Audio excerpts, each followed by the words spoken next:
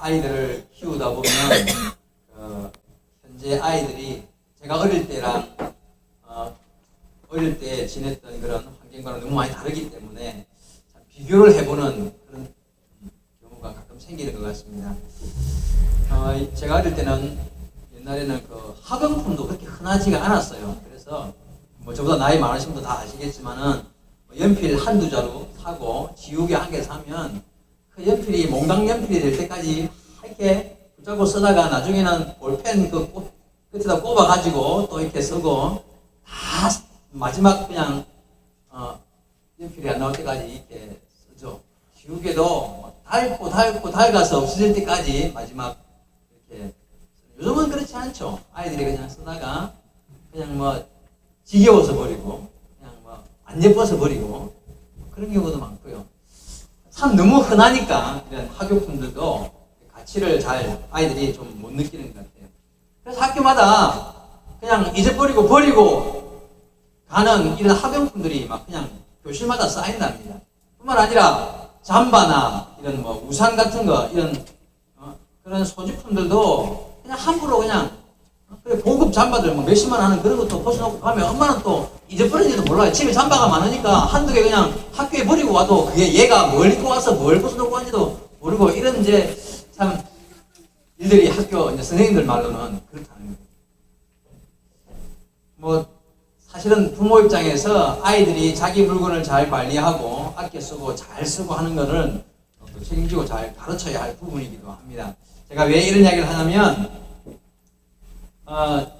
똑같은 물건이라도 참 잘 바르게 쓰면 나한테 유익이 크고 정말 귀하게 잘 쓸 때의 가치가 귀한 것이고요. 근데 똑같은 물건이라도 그것을 바르게 쓸지 못하고 해프게 쓰고 잘못 쓰면 나한테 해가 될 수도 있는 것도 그런 경우도 있습니다. 좀 다른 이야기일 수 있을지 모르지만 예를 들면 부나 명예 이런 권력 같은 것도 있잖아요. 그걸 어떻게 쓰느냐에 따라서 굉장히 상황이 달라져요. 그렇죠? 부나 권력을 잡은 사람이요.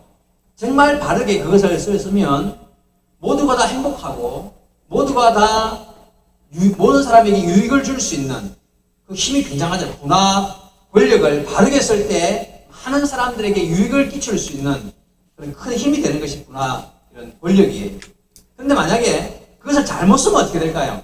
부와 권력을 잘못 쓰면 이 세상에 아무랬던 역사들을 바라보면 결국 들어가 보면 한 사람이 권력을 잡아서 잘못되게 부나 권력을 써서 그 시대가 암울해지는 경우가 대부분이잖아요. 극단적인 대표적인 예로 히틀러 같은 사람이 권력을 잡으니까 얼마나 많은 사람이 고통을 당하고 얼마나 많은 사람들이 죽임을 당합니까? 권력이나 부가 잘 쓸 때 귀하고 많은 사람들을 행복하게 만들지만 잘못 사용하면 같은 거지만 그것을 잘못 사용하면 많은 사람들을 불행하게 만들게 된다는 거예요. 그럼 믿음도 마찬가지인 것 같습니다. 믿음도 성경에 나오는 믿음의 말씀들을 바라보면 하나님의 영광을 위하여 우리의 믿음을 바르게 쓰면 그것을 통하여서 정말 복을 받는 바른 믿음 때문에 복을 받는 사람들의 이야기가 성경에 많이 나오지 않습니까? 그런데 반대로 내가 믿음이 있노라 하면서 그 믿음을 바르게 쓰지 못하여서 죽음에 이르는 사람들도 있다는 거예요. 오늘 성경 말씀에는 다윗의 시대에 하나님의 법궤 때문에 죽은 사람 이야기와 그와 똑같은 하나님의 법궤 때문에 큰 복을 받은 사람 이야기가 오늘 성경에 기록되어 있습니다. 법궤는 똑같아요. 하나님의 법궤는 똑같은데 그 법궤 때문에 죽은 자와 그 법궤 때문에 큰 복을 받은 자가 있다는 거예요. 여러분 어떤 사람이 되어야 되겠습니까? 같은 것을 가지고 내가 그것이 복이 되느냐 내가 그것 때문에 저주를 받아서 죽어야 되느냐. 오늘 이 말씀 속에서 나는 어떤 믿음을 가지고 있는가를 한번 생각해보고 그리고 성도 여러분 바른 믿음으로 정말 복의 사람이 될 수 있기를 주의 말씀으로 부탁을 드립니다. 여러분 칼이 있으면 칼 그 자체는 나쁜 것도 아니고 좋은 것도 아니에요. 그 칼을 누가 드느냐에 따라서 칼이 좋은 게 될 수 있고 나쁜 게 될 수 있고 왜냐하면 요리사가 들면 날카로울수록 칼이 잘 들어서 맛있는 요리를 하겠지만 강도가 들면 똑같은 칼을, 그리고 사람 찌르는 무기가 돼. 악을 행하는 게 되잖아요. 그죠? 그렇습니다. 믿음이 귀해요. 이 믿음을 내가 어떻게 잘 사용할 때, 하나님의 말씀을 따라, 하나님의 뜻을 따라 바르게 사용할 때 나에게 큰 유익이 돼요. 법궤는 하나님의 임재를 상징하는 굉장한 하나님의 어떤 보물과 같은 거예요. 그런데 그것을요, 자기가 죽는 도구가 되었다. 이거 얼마나 불쌍한 일이에요. 그게 나에게 복이 되는 도구가 돼야 해요. 다윗이 어렸을 때에 하나님의 선택을 받았습니다. 그렇죠. 그래서 참 복 있는 사람으로 출발을 하는데, 그러나 그는 교만하지 아니하고 하나님의 때를 기다리면서 겸손하게 자기에게 주어진 환경 속에서 자신의 일을 최선을 다하면서 하나님의 때를 기다리며, 그렇게 자기를 죽이려고 쫓아다녔던 사울 왕이 죽고 난 뒤에 자연스럽게 그 어릴 때의 약속대로 다윗은 이스라엘의 왕이 됩니다. 자, 다윗이 왕이 된 후에 제일 먼저 하고 싶었던 일이 있었습니다. 그게 뭐냐면 법궤를 예루살렘으로, 다윗의 성으로 옮기는 거였어요. 그게 왜 제일 먼저 하고 싶었느냐? 법궤는 방금 말씀드린 대로 하나님의 임재를 상징하고 하나님의 함께 하심을 상징하는 이스라엘의 가장 귀한 보물이었습니다. 다윗이 다윗의 왕권을 내가 왕이 되었으니까 자기의 위치를 보더라도 그 다윗의 성으로 그 법궤를 옮기는 것은 당연히 해야 할 큰 일이었습니다. 자, 그렇다면 그동안 그때까지 하나님의 법궤는 어디에 있었을까요? 그때로부터 70년 전에, 여러분 엘리 제사장 시절, 그러니까 사무엘이 아주 어렸을 때에 이스라엘 나라가 블레셋과 전쟁이 있었습니다. 계속 전쟁에 질 때에, 야, 우리 하나님의 법궤, 하나님의 임재하심, 하나님의 함께 하시는 이 법궤를 들고 전쟁에 나가면 하나님 우리를 이기게 하시지 않겠느냐 하고는 하나님의 법궤를 들고 전쟁에 나갔던 적이 있었습니다. 그런데 어떤 일이 벌어지죠? 그 법궤를 블레셋에게 빼앗깁니다. 그렇죠? 블레셋이 그것을 빼앗아가요. 근데 참 우여곡절을 겪으면서 그 법궤가 다시 이스라엘 땅으로 돌아옵니다. 그때에 기랏 여아림이라는 곳에 아비아달이라는 제사장 집에 그 법궤를 모시게 돼요. 그리고 70년의 시간이 지금 흐른 거예요.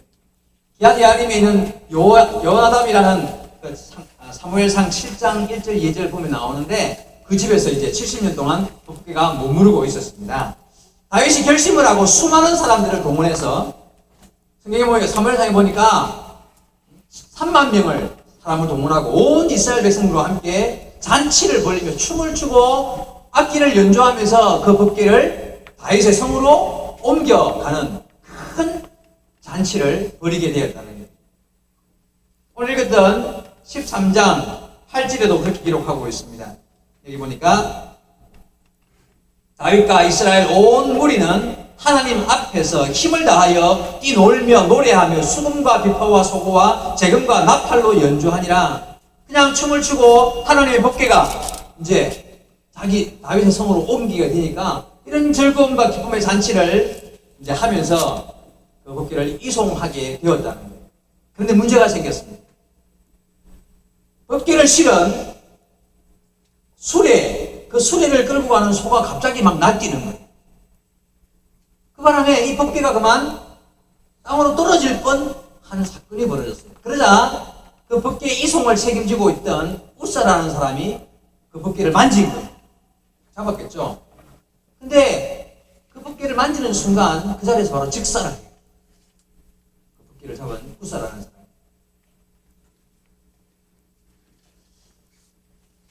상황이 어떻게 됐겠습니까, 여러분? 그 큰 잔치, 수많은 명을 모아서 함께하는 잔치를 이끌고 가던 다윗, 그 잔치 자리가 찬물을 끼얹은 듯 아마 우울한 환경으로 안 바뀌었겠습니까? 결국은 법궤는 예루살렘으로 들어오지 못하고 오벳 에돔이라는 사람의 집으로 옮겨두게 됩니다.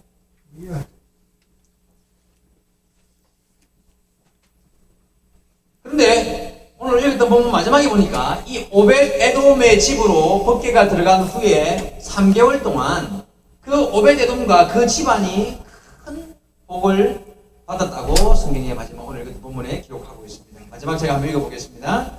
13절 다윗이 궤를 옮겨 자기가 있는 다윗 성으로 메어 들이지 못하고 그 대신 가드 사람 오벳 에돔의 집으로 메어 가니라. 하나님의 궤가 오벳 에돔의 집에서 그의 가족과 함께 석 달을 있으니라. 여호와께서 오벳 에돔의 집과 그의 모든 소유에 복을 내리셨더라. 자, 이처럼 하나님의 법궤를 두고 이 법궤 때문에 우사는 죽임을 당했고요. 또 오벳 에돔은 큰 복을 받았습니다. 이유가 무엇인가가 중요합니다. 왜 이런 일이 벌어졌을까요? 무엇 때문에 이런 극단적인 다른 차이를 만들었는가 하는 것입니다. 그리고 이 사건이 오늘날 우리에게, 오늘 이 말씀을 읽고 있는 우리에게는 어떤 의미로 받아들여져야 하는가 하는 것입니다. 먼저 이 두 사람을 한번 비교해 보겠습니다. 우사와 오벳 에돔. 오늘 설교 제목도 그래서 우사와 오벳 에돔입니다. 먼저 우사를 봐보겠습니다. 우사가 어떤 사람입니까? 우사는 제사장 아비아달의 아들이에요. 아까 말씀드렸던 대로 70년 동안 이 하나님의 법궤가 제사장 아비아달의 집에 있었단 말이에요. 그러니까 이 우사는 그의 아들이니까 어릴 때부터 이 법궤를 보고 자랐던, 그리고 그도 아버지의 뒤를 이어서 제사장이 되는 그런 사람이었어요. 여러분, 다른 사람들은 평생에 한번 쳐다보기도 힘든 하나님의 법궤를, 그는 어릴 때부터 자기 집에 놓여있는 법궤를 아마 보고 자랐다고 말할 수 있을 것입니다. 그도 레위인이었기 때문에 그 법궤에 대해서 잘 배웠을 것이고, 어떻게 다루어야 하고, 그 법궤의 의미가 무엇이며, 그 법궤에 대한 하나님의 법을 잘 알고 있었을 것입니다. 그리고 법궤를 옮기는 책임을 졌던 사람이니까요. 그런데 그는 알고는 있었지만 그 법궤를 다루는 하나님의 명령의 말씀에 순종하지 않았다는 거예요. 민수기 4장 15절에 보면 이런 구절이 있습니다. 구약의 율법서죠. 민수기 4장 15절에 진영을 떠날 때에 아론과 그의 아들들이 성소와 성소의 모든 기구 덮는 일을 마치거든 고아 자손들이 와서 맬 것이니라. 그러나 성물은 만지지 말라. 그들이 죽으리라. 회막 물건 중에서 이것들은 고아 자손이 맬 것입니다. 어떤 의미냐면 하나님의 법에 의하면 하나님의 법궤와, 물론 성물도 종류가 여러 가지입니다만은 이런 지성소 안에 있는 모든 귀한 이런 성물들은 담아가지고 다 어깨에 매도록 되어 있어요. 특히나 이 하나님의 법궤는 긴 채를 끼워서 바닥에 이렇게 고리가 있기 때문에 4개의 채를 끼워서 4사람이 앞에 둘, 뒤에 둘, 4명이 그 법궤를 어깨에 메고만 운반할 수 있도록 하나님의 법이 정해져 있었고요. 그래서 맬지어다, 매라는 말이 여러 번 나오잖아요. 그리고 그것을 절대 만지면 안 된다라고 이렇게 하나님의 법에 의해서 정해져 있었다는 거예요. 그런데 우사는 이 법을 알고 있었음에도 불구하고 그는 이 규정을 어겼고, 그리고 또 만졌어요. 그래서 즉사했습니다. 우사가 이 법궤를 수레에다가 실어서, 그죠? 수레에다가 실어서 옮겼다는 거예요. 자, 우사가 죽은 이유, 그게 그렇게 큰 잘못인가요? 여러분, 어려서부터 바라보던 그 하나님의 법궤를 소홀하게 생각했던 것입니다. 그냥 나무 상자예요. 그냥 나무 상자. 나무 상자인데 그거 뭐 먼 길을 갔다가 사람 고생스럽게 어깨에 메고 가느냐. 수레 하나 만들어 가지고 거기다가 딱 놓고 싣고 가면 어깨도 안 아프고 더 편하게 내 사람이 고생 안 하고 그냥 그거 소만 몰고 가면 되니까 아마 이렇게 소홀하게 생각하지 않았겠습니까? 하나님의 법이야. 늘 바라보던 그 상자 자리 옮기는데 뭐가 그리 큰 일이냐. 여러분, 이게 바로 그가 죽음으로 가는, 즉 편하게 생각하고 뭔가 일을 편하게 하려고 하고 하나님의 뜻과는 상관없이, 명령과는 상관없이 내가 알고 있어. 내가 어릴 때부터 봐왔던 거야. 익숙하게 여겼던 그것이 바로 우사를 죽음으로 몰아가게 된 이유입니다.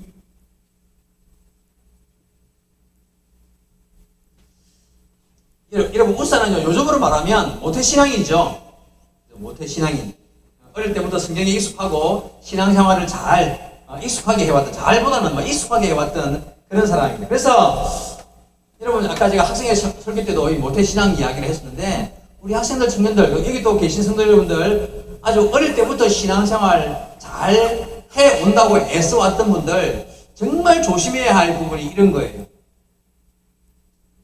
익숙한 거. 신앙생활이 익숙한 사람은요, 여러분, 신앙생활이 익숙한 것과 신앙생활을 잘하는 것은 달라요. 익숙하면 편안하게 하려고 하고요. 익숙하면 그냥 쉽게 하려고 하는 경향이 있습니다. 여러분, 신앙생활을 편안하게 하려고 하면 죽음과 연결되어 있습니다. 우사처럼. 신앙생활은 편안하게 하는 게 아니라 말씀대로, 명령대로, 불편할지 몰라도 그 명령에 따르는 것이 신앙생활입니다. 우사에게 하나님의 법기는 늘 바라보던 것이었고, 내가 잘 아는 것이고, 그래서 소홀하게 생각하고 감정 없이 영혼 없는 대함으로 그 법기를 대했다는 것입니다. 그것이 바로 그가 그런 일을 당한 가장 큰 원인이었습니다. 여러분, 모태신앙인들을 비롯해서 신앙생활을 오랫동안 하면서 교회 안에 돌아가는 일들, 그냥 목사님이 하는 설교, 본문 정해지고 제목 정해지면 오늘 이런 설교 하겠네. 한 40년 50년 들어보니까 다 알겠다, 이런 마음 먹고 그냥 감정 없이, 어떤 사모함 없이 그렇게 앉아서 어떤 떨림 없이, 한절함 없이 예배에 앉아있고 하나님을 섬기는 두려움, 경외함이 없다면 그런 사람은 우사와 같은 사람인 거예요. 여러분, 주님 앞에 나올 때 두려움이 있으셔야 합니다. 두려움이 있어요. 경외함이란 바로 두리고 떨림을 말하는 거예요. 주님 앞에, 살아계신 하나님 앞에, 내가 뭔가 잘못한 거, 범죄함이 있지 않을까? 오늘 주님 앞에 서는데 내 그 부끄러움을 주님 앞에 내려놓아야 할 텐데, 그리고 은혜를 사모하는 마음이 있어야 합니다. 주님이 나의 혹 한 주간의 삶 가운데 범죄한 것을 내게 책망하시지 아니하실까? 내가 책망한다면 주께 회개하여야 하리라 하는 그런 떨림의 마음을 가지고 매주마다 주님 앞에 설 줄 알아야 한다는, 그런 떨림이 없는 자라면 우사와 같은 자고, 그런 자라면 하나님이 그를 귀하게 여기실 수가 없습니다.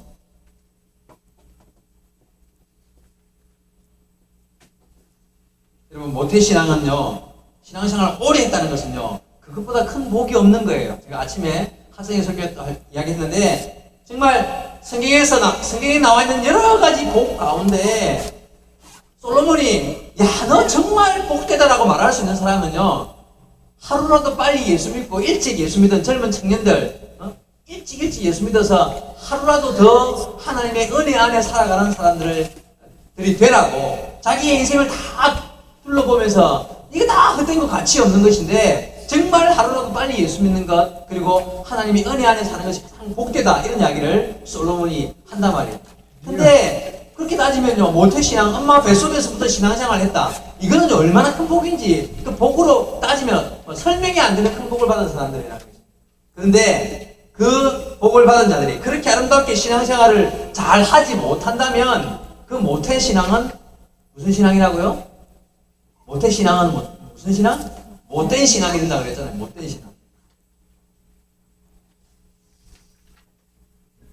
여러분, 익숙함으로 하나님의 말씀을 쉽게 여기고 소홀하게 대한다면, 교회 안에서 신앙생활 하면서 익숙해서 하나님의 말씀을 귓등으로 듣는다면 어리석입니다. 여러분, 우사를 생각하십시오. 오늘 주신 말씀 속에서 내가 우사를 생각해야겠다. 주일마다 주님 앞에 나올 때마다 내가 우사 같은 사람이 되지 말아야 할 것이라는 생각을 하시고 주님 앞에 서야 합니다. 여러분, 너무 익숙한 것에 익숙하면 안 돼요. 우리의 신앙생활을 날마다 정신 차리고 주님 앞에 설 때마다 두려움으로, 경건함으로 주님 앞에 서 예배하는 자가 되어야 할 줄로 믿습니다. 자, 두 번째로 오베데돔은 그럼 어떤 사람이었을까요? 그가 어떤 사람이었기 때문에 그는 복을 받을 수 있었을까요?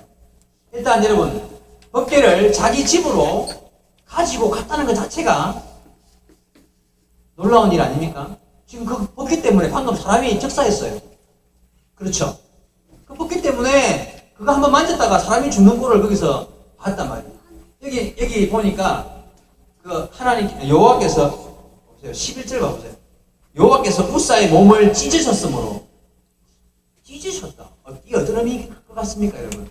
아니 그냥 찢어서 그 자리에서 뭐 심장마비로 어떤 다 죽었으면 그것은 죽었다고 하면 되는데 왜 찢었다는 말을 쓸 것 같습니까? 정확하게는 알 수 없지만 이 주석에 보면은 아마 소나 짐승이 우사를 그 자리에서 그냥 물어 뜯어서 몸을 다 갈기게 찢었다는 그런 의미로 받아들이는 분들이 많습니다. 그가 비참하게 그 자리에서 죽었다는 이야기예요. 소는 사람을 원래 물지 않잖아요. 근데 이런 일이 벌어졌어요. 그러니까 그의 죽음이 보통 사람의 죽음이 아니라 도대체 이해가 안 되는 비참한 죽음을 그 자리에서 그냥 소 몰고 가다가 술에 끌고 가다가 그런 일을 당했대요. 이유는 이런 일을. 근데 그 모습을 지금 주위에 얼마나 수만 명이 거기서 모여서 보고 잔치를 하면서 그 길을 걸어가고 있었단 말이에요. 근데 그걸 봤습니다. 근데 그 법궤를 제가 우리 집에 가져가겠습니다. 이런 말 할 사람이 누가 나오겠습니까? 불가능하죠. 이 일을 주도하던 다윗도 두려워서 다윗 성으로 가져가지 않겠다고 했다. 이게 보십시오. 11절에 12절에 그날에 다윗이 하나님을 두려워하여 이르되 내가 어떻게 하나님의 궤를 내 곳으로 오게 하리요. 자기도 두려워서 하나님의 법궤를 자기 집으로 못 가져가겠다고 그렇게 말했단 말이에요. 그런데 그 상황에서 오베데돔이 그 법궤를 내가 내 집으로 가져가겠습니다 하고 결단을 하고 가져갔다는 이야기입니다. 왜요? 이유가 뭘까요? 여러분, 오베데돔은 믿음의 사람이었습니다. 그리고 이 원래 법궤의 원래의 의미와 법궤의 원래의 뜻을 잘 알고 믿는 사람이었습니다. 여러분, 하나님의 법궤는 뭐 어떤 의미가 있다고 그랬습니까? 하나님이 임재하심, 하나님이 나와 함께 하심을 의미하는 보물이라 그랬죠. 자, 오베데돔은 그것을 믿고 그 법궤를 향하여 내가 헌신하며 하나님을 섬기리라는 그런 각오와 결단으로 법궤를 자기 집으로 옮겼습니다. 그리고 그 믿음으로 행한 대로 그는 믿음의 복을 받았습니다. 오베데돔이 어떤 복을 받았을까요? 이 이후에 보면 나올 것 같죠, 그죠? 제가 뒤로 가보겠습니다. 역대상, 지금 역대상 보고 있죠? 역대상 26장으로 한번 넘어가 보겠습니다. 한번 찾아보겠습니다. 역대상 26장 4절 이하입니다. 역대상 26장 4절 이하. 오벳에돔의 아들들은 맏아들 부터 해가지고 스마야, 둘째 요사밧, 셋째 요아, 넷째 사갈, 다섯째가 느다넬, 여섯째가 암미엘, 일곱째가 이사갈, 여덟째가 볼레다이, 이렇게 8명의 아들을 두었고요. 오벳에돔에게 복을 주셨습니다. 하나님이 오벳에돔에게 복을 주셨습니다. 6절에 그의 아들 스마야도 두 아들을 낳았으니 이렇게 그들의 조상의 가문을 다스리는 자요 큰 용사라. 스마야의 아들들은 오드니와 르바엘과 오벳 엘사밧이며 엘사밧의 형제 엘리후와 스마비아는 능력이 있는 자입니다.